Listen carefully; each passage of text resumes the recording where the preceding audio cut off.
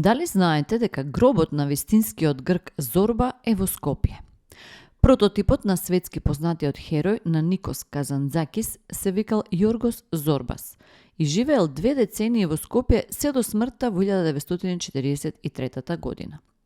Јоргос бил роден во Катерини, Северна Грција. Се оженил за убавицата Елени, ќерка на богат собственик на рудник во кој што и самиот работел. Таа починала млада на 36 години.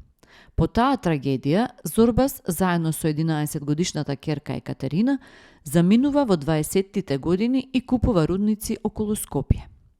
Малку време пред неговата смрт, Екатерина се омажила за угледниот скопски трговец Нико Јада. Дали знаете дека името денар потекнува од староримската монетарна единица денарий и представува израз на историскиот континуитет на употребата на парите на територијата на Македонија од римската антика до средновековниот период? Предлогот за името бил даден од страна на академик Петар Илиевски. На 27 април 1992 година започнала замената на книжните југословенски динари со вредносни бонови во однос 1:1, при што замената траела 3 дена.